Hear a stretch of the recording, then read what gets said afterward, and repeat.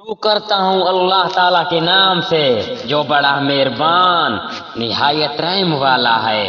اتنے میں اسے نیچے سے ہی آواز دی کہ بالکل نا امید نہ ہو، تیرے رب نے تیرے پاؤں تلے ایک چشمہ جاری کر دیا ہے، اور اس کھجور کے تنے کو اپنی طرف ہلا، یہ تیرے سامنے تر و تازہ پکی کھجوریں گرا دے گا۔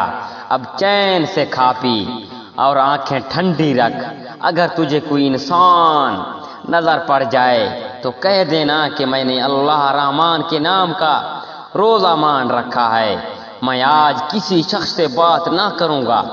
اب عیسیٰ کو لیے ہوئے وہ اپنی قوم کے پاس آئی۔ سب کہنے لگے، مریم تو نے تو بڑی بری حرکت کی، اے ہارون کی بہن، نہ تو تیرا باپ برا آدمی تھا، نہ ہی تیری ماں بد کردار تھی۔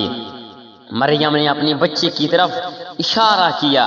سب کہنے لگے کہ لو بھلا ہم گود کے بچے سے بات کیسے کریں؟ بچہ بول اٹھا کہ میں اللہ تعالیٰ کا بندہ ہوں، اس نے مجھے خطاب عطا فرمائی اور مجھے اپنا پیغمبر بنایا، اور اس نے مجھے بابرکت کیا جہاں بھی میں ہوں، اور اس نے مجھے نماز اور زکوٰۃ کا حکم دیا جب تک بھی میں زندہ رہوں۔ اس نے مجھے اپنی والدہ کا خدمت گزار بنایا، اور میں سرکش اور بدبخت نہیں کیا، اور مجھ پر میری پیدائش کے دن اور میری موت کے دن اور جس دن کے میں دوبارہ زندہ کھڑا کیا جاؤں گا سلام ہی سلام ہے۔ یہ ہے صحیح واقعہ عیسیٰ بن مریم کا، یہی ہے وہ حق بات جس میں لوگ شک و شبہ میں مبتلا ہیں۔ اللہ تعالیٰ کے لیے اولاد کا ہونا لائق نہیں، وہ تو بالکل پاک ذات ہے۔